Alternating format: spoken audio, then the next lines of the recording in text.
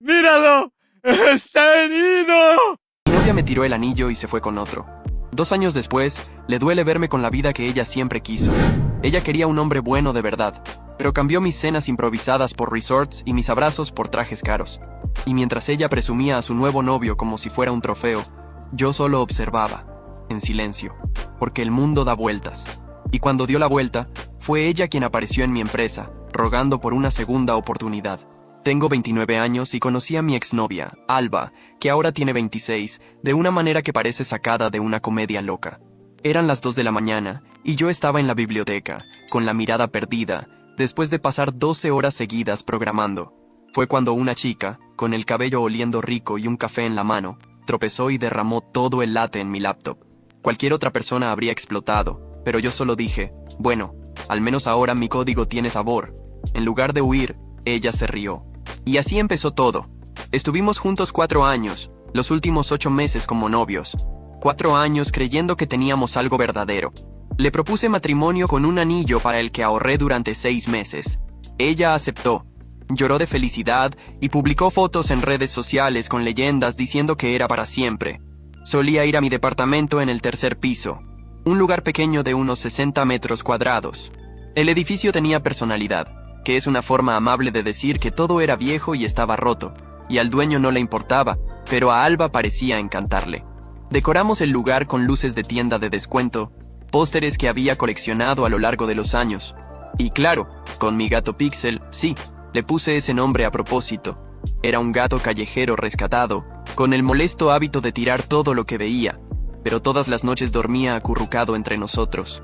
Alba decía que era más de perros, pero la pillaba hablando con Pixel cuando pensaba que nadie la escuchaba.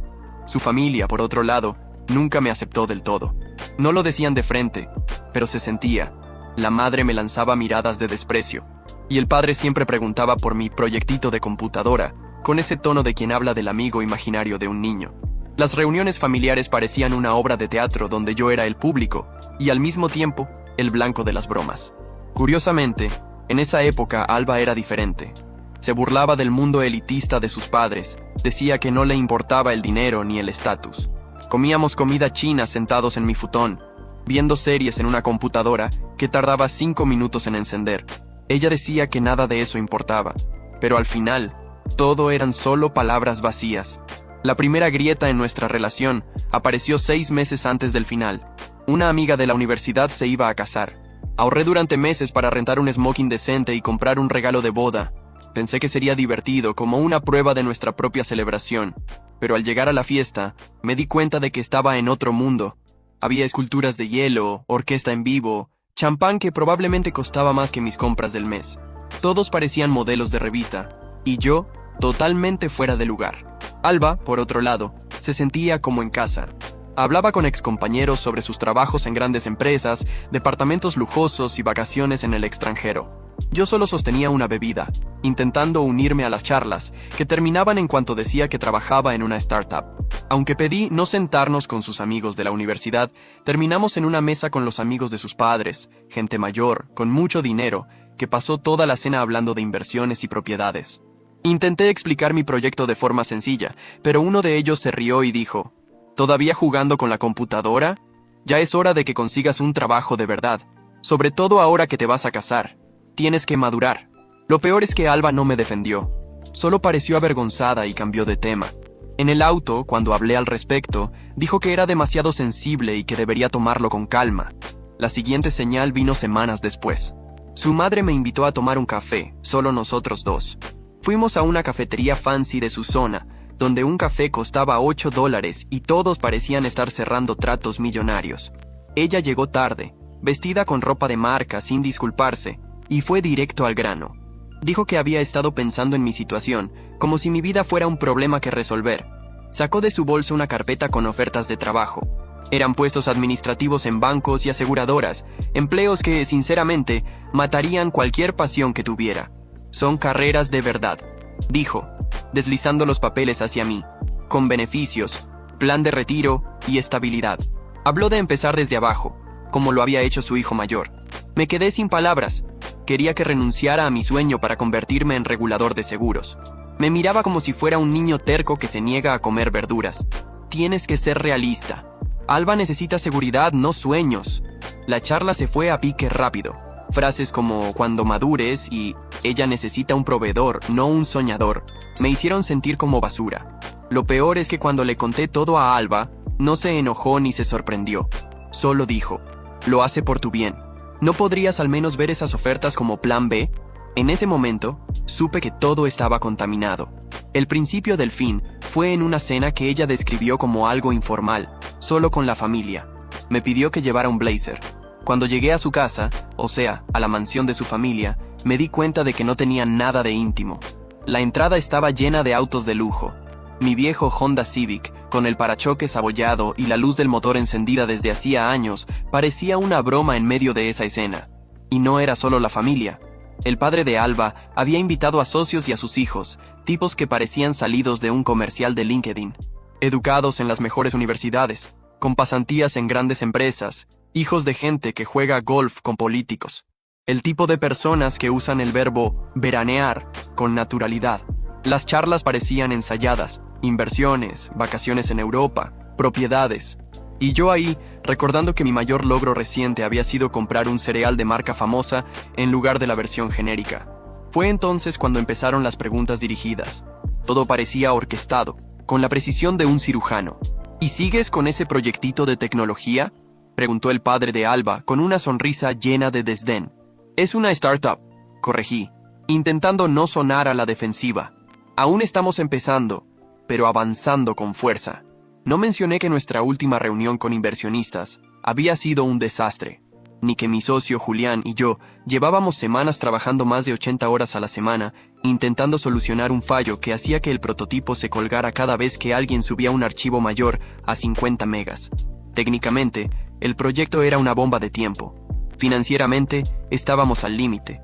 Uno de los amigos del padre de Alba, ese tipo bronceado, con una sonrisa perfecta incluso en pleno febrero, soltó una risita, como si hubiera dicho que la Tierra es plana.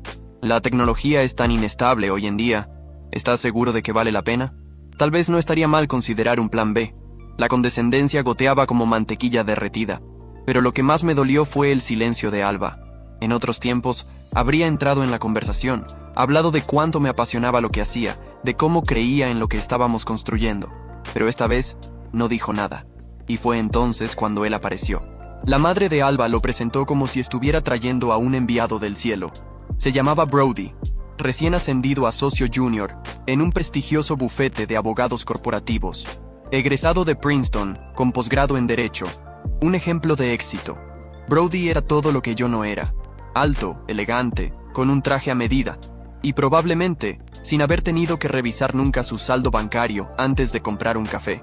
Hablaba de su bono más reciente como si estuviera comentando el clima. Contó sobre su nuevo departamento en la zona fina de la ciudad. Su plan de 5 años para convertirse en socio principal. ¿Y Alba?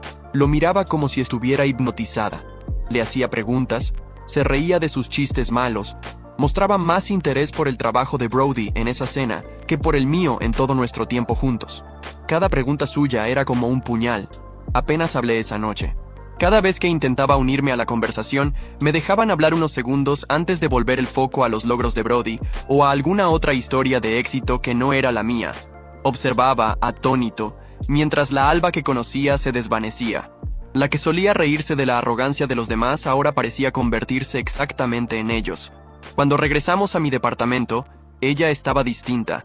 Se quejó del elevador descompuesto, que llevaba meses así.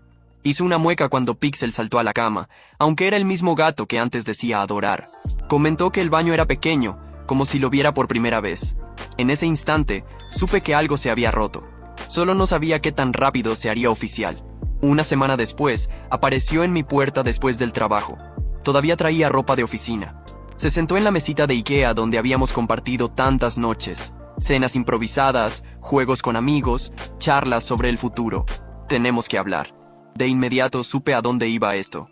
He estado pensando mucho en nosotros, en lo que quiero, en lo que necesito. Ya sabía hacia dónde iba, pero la dejé hablar. Te amo, pero necesito estabilidad. No puedo seguir esperando a que te estabilices. Mi familia me hizo ver que necesito a alguien que ya esté en ese punto. Alguien que pueda ofrecerme la vida que merezco. Alguien como Brody. Fui directo. Ella ni siquiera fingió sorpresa.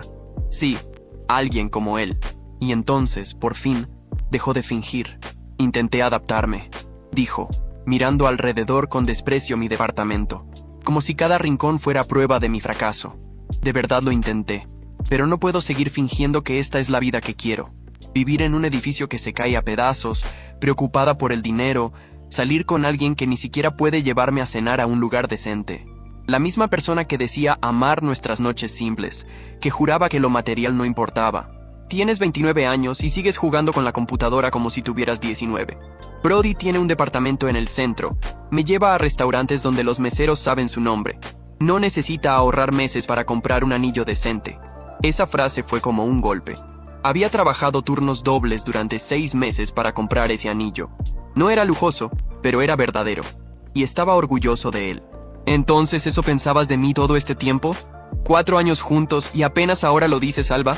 ¿Por qué perdiste tanto tiempo entonces? Ella respiró hondo, como si estuviera cansada de mí. Te di 4 años para cambiar, para convertirte en alguien que valiera la pena. Pero sigues siendo el mismo soñador sin un peso que conocí en la universidad. Solo que ahora más viejo. Y eso es patético. La discusión se calentó. La tensión explotó hasta que ella hizo algo que nunca olvidaré. Se arrancó el anillo del dedo y me lo arrojó. Pegó en mi pecho y cayó al suelo. «Toma tu anillo barato», dijo con desprecio. Brody ya está hablando de darme uno de verdad. De Tiffany's. No esta porquería de rebaja. Miré el anillo en el suelo. El mismo que ella recibió llorando de felicidad. El mismo que simbolizaba todo lo que soñaba construir con ella. ¿Sabes qué es patético, Alba? Fingir que amas a alguien, mientras en el fondo solo esperas que se transforme en otra persona. Fingir que no te importan las cosas superficiales, cuando ni siquiera puedes admitir quién eres realmente desde el principio. Ella se puso roja de coraje. Al menos no desperdicio mi vida persiguiendo sueños imposibles. Tienes razón. Recogí el anillo del suelo. No desperdicias tu vida. Estás desperdiciando la mía. Ella se levantó, tomó su bolso, y antes de salir, lanzó el último golpe. Brody pasa por mí a las 8. Quería que supiera que iba directo de terminar nuestro compromiso a salir con su mejor opción. «Qué bueno por ustedes», dije, abriendo la puerta. «Les deseo toda la felicidad del mundo». 2 días después, ella ya estaba oficialmente con Brody en Instagram. Ahí estaban, en un resort de lujo, con ropa combinada, él con el brazo en su cintura, ella sonriendo como si todo estuviera exactamente donde debía estar. En la leyenda de la foto, encontré mi para siempre. Mientras tanto, yo todavía dormía del lado de la cama que solíamos compartir. Todavía encontraba ligas de su cabello en los rincones más random. La mitad de sus cosas seguían en mi departamento, porque ni tiempo tuvo de recogerlas. Y el anillo estaba en el buró, recordándome todos los días lo ingenuo que fui al creer en un para siempre. Quisiera decir que canalicé todo ese dolor en éxito, que creé una empresa millonaria y di la vuelta por encima con garra y enfoque. Pero eso solo pasa en las películas. En la vida real todo es más sucio, más desordenado. Me derrumbé. Nuestra startup quebró un mes después de la ruptura. Los inversionistas se retiraron después de que nuestro prototipo falló miserablemente durante la presentación que debía ser nuestro gran lanzamiento. La app se colgó 3 veces en los primeros 5 minutos, y cuando por fin funcionó, estaba tan lenta que el público comenzó a checar sus celulares, aburrido. 2 semanas después, Jake, mi socio y cofundador, aceptó un puesto en Microsoft. No lo culpo. Tenía deudas estudiantiles que pagar, y una novia que, a diferencia de la mía, apoyaba su carrera. Me quedé solo, sin empresa, sin dinero, con una renta que ya no podía pagar, y viendo mis últimos pesos evaporarse más rápido que comida gratis en un evento universitario. Tuve que devolver el departamento. Fue mi amigo Kai quien me salvó. Nos conocimos en el primer año de la universidad. Él nunca entendió bien qué veía en Alba, pero siempre me apoyó. Su departamento era aún más pequeño que el mío, un estudio donde la sala también era oficina. Pero sin que yo pidiera, vació la mitad de su closet y me ofreció el cuartito de visitas, para mí y para Pixel. Recuerdo su cara cuando llegué con toda mi vida en bolsas de basura. ¿De verdad te dijo que el anillo era barato?, dijo con una mezcla de indignación y lástima. La verdad es que ese anillo me costó más que su coche. Bueno, su coche era casi chatarra, pero aún así, ese fue su modo de mostrar apoyo. Un amigo de verdad. Mientras tanto, la nueva vida de cuento de hadas de Alba se extendía por las redes sociales como una vitrina perfecta. Vacaciones en lugares que solo conocía por películas. Cenas en restaurantes donde ni siquiera ponen el precio en el menú. Cada publicación parecía un mensaje directo. Esto es lo que merezco. Algo que tú nunca podrías darme. Pero el golpe más bajo vino cuando me encontré a Alba y Brody por casualidad. Fue en una cafetería en el centro. Yo estaba recogiendo un pedido para Uber Eats. Sí, esa era la diferencia entre nuestras vidas en ese momento. El aire acondicionado de mi coche llevaba 3 meses descompuesto. Con las ventanas abiertas, el calor de casi 35 grados, sudaba bajo la poca ropa limpia que me quedaba. Llevaba más de 10 horas en la calle, y aún faltaban varios pedidos para cumplir la meta del día. Y ahí estaban ellos, sentados afuera de la cafetería, como si hubieran salido de un catálogo de vida perfecta. Alba tenía un corte de cabello nuevo, de esos que parecen desenfadados, pero sabes que cuestan una fortuna, y horas en el salón. Brody usaba lentes de sol que probablemente valían más que toda mi ropa junta. Reían, se tomaban de las manos, parecían una pareja de comercial. Brody me vio primero. «Mira quién sigue repartiendo comida», dijo en voz alta, con una sonrisa venenosa, lo bastante fuerte para que todos oyeran. Eso no fue casualidad. Se estaba divirtiendo humillándome. Alba levantó la mirada y me vio ahí, parado, con mi camiseta arrugada de Uber Eats y una bolsa de comida que, irónicamente, costaba más que lo que había gastado en toda la semana. Por un instante, juro que vi algo en su rostro, duda, tal vez arrepentimiento. No sé, pero luego sonrió. Esa sonrisa condescendiente me asfixió. No dije nada. Tomé la bolsa y di la vuelta. Mientras me alejaba, escuché la voz de Brody. Creo que nos salvamos de una buena. Y enseguida, la risa de Alba. Ese momento me rompió por dentro. El calor sofocante, el sudor pegado a la piel, las risas de quien alguna vez fue mi mundo. Esa fue la última vez que permití que me trataran como un fracasado. Esa noche, regresé al departamento de Kai. Eliminé todas mis redes sociales y le conté lo que pasó. ¿Su respuesta? Ese tipo tiene pinta de pensar que la mayonesa es picante. Y luego, riendo, añadió: es hora de que les muestres cómo funciona el mundo real. Ahí comenzó mi transformación. Corté todo lo que me jalaba hacia abajo. Redes sociales, distracciones, autocompasión y gente tóxica. Entré en modo reconstrucción total, como si mi vida dependiera de ello. Dormir se volvió un lujo. 4 horas por noche si acaso. Durante el día, hacía entregas. Por las noches trabajaba reponiendo inventario en un supermercado, y cada segundo libre lo dedicaba a reconstruir mi startup desde cero. Pero esta vez, con inteligencia. Basta de discursos vacíos, de ideas mal cocinadas para atraer inversionistas. Aprendí a trabajar con lo que tenía, a construir algo real antes de pedirle dinero a alguien. También aprendí a no confiar en cualquiera. Mi círculo se redujo a Kai y otros 2 amigos que probaron estar conmigo cuando todo se derrumbaba. Kai fue clave. Me traía café de madrugada mientras programaba. Se aseguraba de que comiera algo más que barras de proteína, y nunca se quejó de que su sala pareciera un laboratorio en guerra. Incluso me ayudó a conseguir mis primeros clientes corporativos a través de sus contactos. Nunca pidió nada a cambio, solo quería verme triunfar.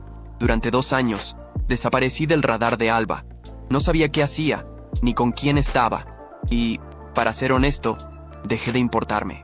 Mientras ella vivía su vida perfecta con Brody, yo trabajaba más duro de lo que nunca imaginé. La nueva idea de la empresa vino justo del fracaso anterior. En lugar de intentar crear otra app visionaria para consumidores, me enfoqué en algo sólido: software B2B.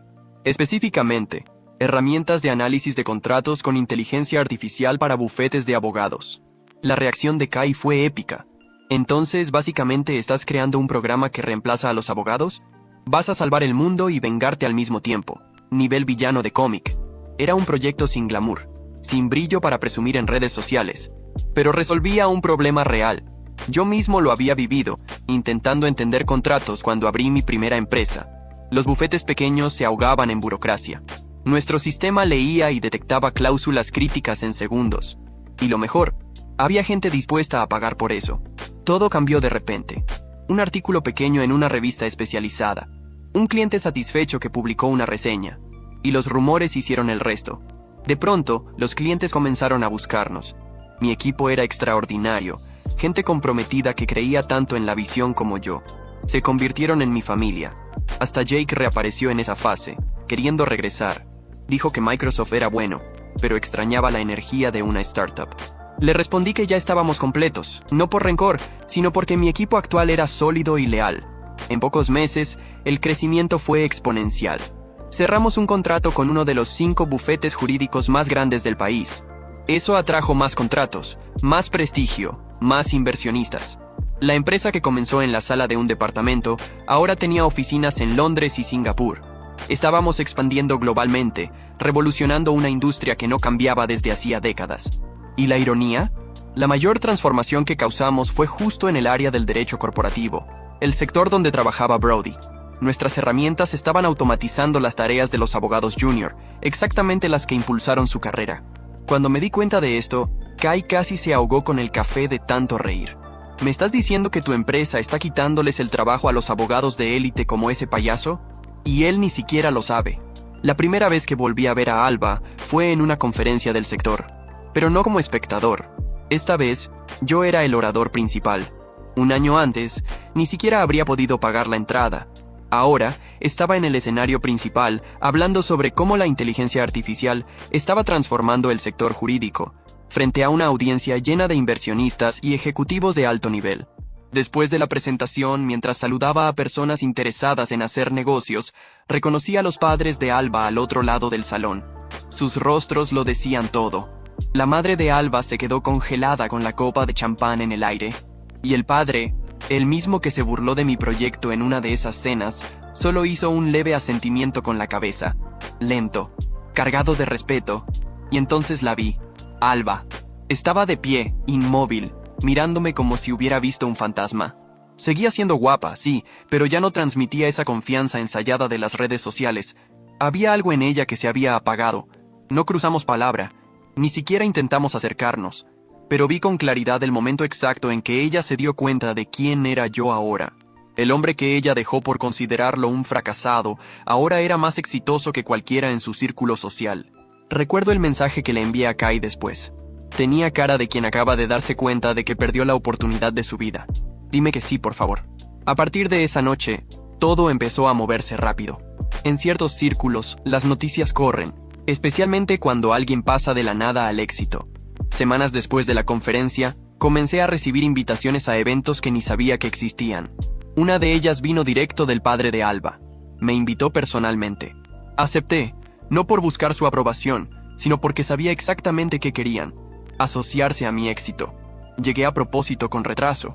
Cuando entré, los vi de inmediato, a Alba y a Brody. Él parecía agotado, tenso, con esa mirada de quien sabe que el mundo se le está derrumbando, pero no tiene idea de cómo detenerlo. Se aferraba al celular como si fuera un salvavidas. El bufete donde trabajaba estaba perdiendo clientes a un ritmo alarmante, justo para empresas como la mía. Los despachos tradicionales no podían competir con la eficiencia de la inteligencia artificial. El modelo antiguo estaba muriendo, y quienes no se adaptaban se quedaban atrás. Tal vez Brody aún no sabía que yo era la fuente de su colapso, pero ya sentía las consecuencias. Alba, en cambio, lo sabía perfectamente. Cuando nuestras miradas se cruzaron, vi la misma expresión de la conferencia anterior, pero amplificada. Arrepentimiento, puro e innegable. Una semana después, me mandó un mensaje. Ya había borrado su número hacía tiempo, pero el texto llegó igual. Hola, ha pasado un tiempo. Quería saber si podíamos hablar, solo hablar. No respondí. Entonces hizo algo aún más desesperado. Apareció en mi oficina. Era tarde. El equipo ya se había ido. Estaba terminando de responder unos correos cuando el de seguridad me llamó, diciendo que una mujer pedía verme. No necesitó describirla. Estuve entre decirle que la escoltaran fuera o dejarla subir. Decidí dejarla subir. Ese era el momento para el que, sin saberlo, me había estado preparando desde el día en que se fue. Entró con pasos inseguros, observando el mobiliario moderno, los premios en las paredes. Todo muy distinto al departamento pequeño que alguna vez compartimos. La seguridad que solía exudar había desaparecido. En su lugar, había una tensión nerviosa que nunca le había visto. «¿Hola?», dijo con una sonrisa triste. «Ha pasado tiempo». Me recosté en la silla, crucé los brazos y no respondí. Solo observé mientras ella se movía incómoda frente a mi escritorio. Respiró hondo. Me equivoqué en todo. Escuché a mi familia y destruí lo que teníamos. Mordió su labio, esperando mi reacción. «¿Tú extrañas?», preguntó. «¿Extrañas lo que éramos?». Asentí levemente con la cabeza, como si lo estuviera considerando, y luego pregunté: «¿Me extrañas a mí? ¿O extrañas lo que soy ahora?». Ella asintió con una chispa de esperanza en los ojos. Sé que te lastimé, pero tal vez podríamos intentarlo de nuevo. Me quedé en silencio unos segundos y luego solté una risa, no sarcástica ni amarga. Solo fue gracioso. ¿Empezar de nuevo? Nuestra relación terminó el día en que decidiste que ellos valían más que yo. Ella desvió la mirada, dolida. No me quisiste cuando no tenía nada. No confiaste en mí cuando más lo necesitaba. Te fuiste con alguien más rico y me llamaste fracasado. Pero ahora que todo cambió, ahora quieres regresar. Cada palabra parecía golpearla como un puñetazo. Me levanté lentamente, abotonando mi saco con calma. Alba, ya no pienso en ti. No te extraño. Y te aseguro, no te necesito. En ese preciso momento, la puerta de mi oficina se abrió. Era Chloe, mi novia. Una diseñadora de producto brillante que conocí en una conferencia cuando mi empresa aún funcionaba en el departamento de Kai. Una mujer inteligente, fuerte, hermosa y completamente opuesta a la imagen superficial de Alba. Alba se puso pálida. Me giré hacia Chloe y le sonreí con cariño. Luego volví a mirar a Alba. Encontré a alguien que está a mi nivel. Resulta que no eras tú. Acompañé a Alba hasta el elevador y observé cómo las puertas se cerraban. No sentí euforia, ni venganza. Solo paz. La tranquilidad de haber cerrado un capítulo que ya debía haber terminado hace años. Pero eso no fue el final. Solo fue el primer movimiento de una partida mucho más grande. Algunas semanas después, comenzaron a circular los rumores. El bufete de Brody estaba al borde del colapso. Nuestro sistema, basado en inteligencia artificial, estaba reemplazando los servicios jurídicos tradicionales a una velocidad aterradora. Éramos más rápidos, más baratos y más eficientes. Hacíamos en minutos lo que ellos cobraban por horas. Los socios antiguos estaban perdiendo el control, y en lugar de adaptarse, tomaban decisiones desesperadas, lo que solo empeoraba todo. Supe por contactos del sector que Brody estaba al borde de un colapso nervioso, trabajando más de 90 horas a la semana, gritando a sus colegas e intentando desesperadamente retener a los clientes más grandes. Como siempre, Kai tuvo la frase perfecta. Entonces, el tipo que se burlaba de ti por jugar con computadoras ahora está siendo destruido por ellas. Poético. Los inversionistas comenzaron a abandonar el barco. Llamaban al bufete de Brody un dinosaurio, incapaz de sobrevivir en el mercado moderno. Y lo mejor, él aún no sabía que yo era el responsable de todo ese derrumbe. Mientras Brody se desmoronaba, los padres de Alba entraron en modo control de daños. Los mismos que me trataron por años como un fracasado indigno de su hija, ahora intentaban retomar el contacto. La madre enviaba correos amables felicitándome por mis logros increíbles. El padre hablaba de mí en entrevistas, llamándome uno de los emprendedores más prometedores de la década. Empezaron a invitarme a eventos disfrazados de networking. No respondí nada, hasta que el padre de Alba me llamó personalmente. Contesté por pura curiosidad. Su tono era cálido, casi paternal. Hijo, deberíamos hablar de negocios, asociaciones, dejar el pasado atrás. ¿Sabes? Lo dejé hablar de sinergia, colaboración, un futuro en común, pero ya sabía a dónde quería llegar. Mira, sé que Alba cometió un error, todos lo sabemos, pero no ha estado pasando por un buen momento. Tal vez si ustedes dos solo... Colgué antes de que terminara la frase. No había arrepentimiento, ni una disculpa, solo un juego sucio para intentar salvar las apariencias. Esa fue la última vez que contesté cualquier llamada de ellos. Pero lo mejor aún estaba por venir. El momento en que Brody finalmente entendió quién estaba detrás de su caída fue impecable. Participé en otra conferencia, esta vez como panelista. El tema era el futuro de la inteligencia artificial en el sector jurídico. En medio de la charla, el CEO de un gran bufete elogió públicamente a mi empresa. Estos chicos están revolucionando el mercado. Hasta los bufetes tradicionales tienen dificultades para seguirles el paso. La cámara giró hacia el público, y ahí estaba Brody, rostro pálido, ojos abiertos de par en par, y una expresión de puro shock y reconocimiento. En ese instante, entendió que no era solo el exnovio fracasado de su ex, era el hombre que estaba desmantelando su carrera, pieza por pieza. Esa misma noche, tuvo un colapso. Recibí un mensaje de un conocido en común. Amigo, Brody enloqueció en una reunión de socios. Tienes que escuchar esto. Durante una sesión estratégica, uno de los socios mencionó a mi empresa como el mayor ejemplo de competencia a superar. Brody perdió el control. Gritó que yo era solo un afortunado, un farsante, que mi empresa iba a quebrar, que el derecho tradicional siempre prevalecería. El problema es que nadie ahí lo creía ya. Todos lo miraron como si hubiera perdido la cordura. Fue ahí cuando se dieron cuenta. Él ya no era el futuro. Ese lugar ahora era mío. Pero aún había una última jugada. Meses después, mi empresa estaba a punto de cerrar su adquisición más audaz. Un bufete jurídico más pequeño, pero de gran peso, competidor directo del despacho de Brody. No era solo una transacción comercial, era un jaque mate. Después del cierre, comenzamos a captar a los mayores clientes del bufete de Brody. En menos de 6 meses, su despacho tuvo que fusionarse con una empresa más grande para no desaparecer. Brody pasó de socio junior a empleado común, probablemente haciendo el mismo trabajo básico del que tanto se jactaba de haber escapado años atrás. El niño prodigio, el tipo que lo tenía todo servido en bandeja, ahora era solo uno más, intentando sobrevivir en una industria donde ya no había lugar para él. Pero la historia aún no había terminado. 3 semanas después de la fusión oficial de su despacho, Alba apareció de nuevo en mi empresa. Pero esta vez era otra persona. No era la mujer confiada y radiante que alguna vez conocí. Lo que vi frente a mí fue el retrato de la pura desesperación. Era un viernes por la tarde, cerca de las 7 de la noche. La mayoría del equipo ya se había ido a disfrutar el fin de semana, pero yo me quedé revisando unos contratos. Fue cuando recibí una llamada del de seguridad. Sonaba inseguro. «Señor, hay una mujer aquí. Está un poco alterada. Dice que necesita hablar con usted urgentemente». «Que suba», respondí. Ya imaginaba quién era. Cuando las puertas del elevador se abrieron, casi no la reconocí. Ya no era la mujer elegante y arreglada de antes. El cabello desarreglado, el maquillaje corrido como si hubiera llorado, jeans y un suéter arrugado. Nunca la había visto tan descuidada, ni siquiera en nuestros tiempos más simples. «Gracias a Dios que estás aquí», dijo, entrando sin siquiera pedir permiso.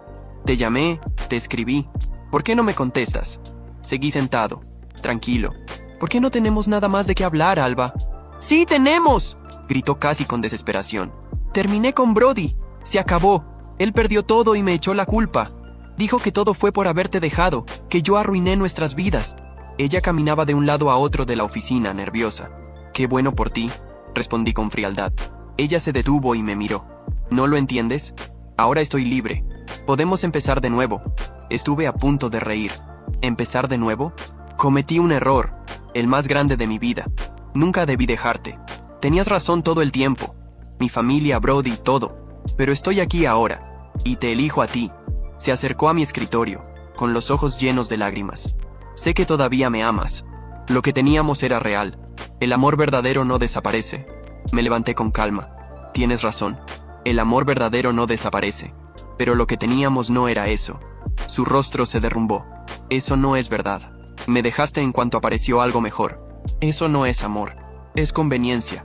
Me cambiaste por alguien con más dinero. Me llamaste fracasado. Eso no es amor, Alba. Ella comenzó a llorar descontroladamente. Por favor, te lo suplico. No me queda nada más. Ni mis padres hablan conmigo. Solo me quedas tú. No eres nada mío, respondí sin emoción. Además, estoy con otra persona. Tienes que seguir adelante. Ella agarró mi brazo como si fuera su última tabla de salvación. Me equivoqué con lo del anillo. Era hermoso. Solo tenía miedo. Aparté su mano con firmeza. No, pero ella insistía. Cambio. Hago lo que sea. Trabajo donde sea necesario. Solo dame otra oportunidad. Te amo. Siempre te he amado. No, Alba, vete. No lo entiendes. Fue solo un error. Solo uno. No puedes castigarme para siempre. Tomé el teléfono y llamé a seguridad. ¿Qué haces? No llames a seguridad. Intentó detenerlo. Avanzó hacia el escritorio. Trató de quitarme el teléfono de la mano. No te atrevas. La aparté con facilidad y terminé la llamada. Necesito que escolten a una visitante fuera de la oficina. ¡Idiota!, gritó. Te amé. Te di los mejores años de mi vida. Tony, el de seguridad, llegó casi de inmediato. Señorita, necesito que me acompañe. No entiendes, le gritó a él. Luego se giró hacia mí.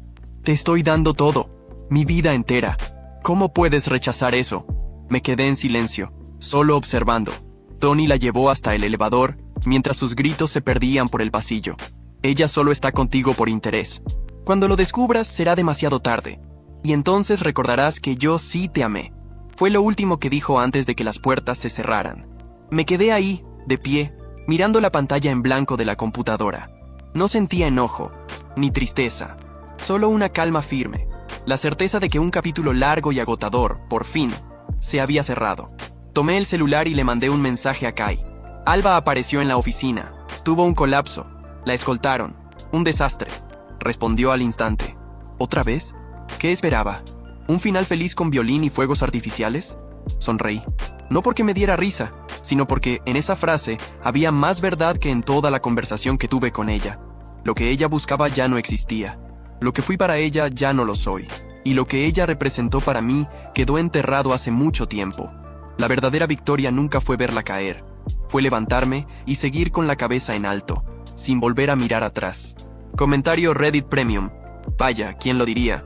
Parece que la estabilidad no paga la terapia cuando el castillo de naipes se derrumba, ¿verdad? Pero qué bueno que ella aún tiene el talento de aparecer en el momento equivocado, como un pop-up indeseado. Y tú ahí, pensando que solo tu ex tiene el descaro. Si te gustó esta lección de arrepentimiento en tiempo real, dale like, comparte y suscríbete, porque hay quienes desaparecen de la vida, y hay quienes intentan regresar por la recepción. Sígueme para más anécdotas, chismes e historias interesantes. Recuerda reaccionar y comentar para que el Michi reciba alimento.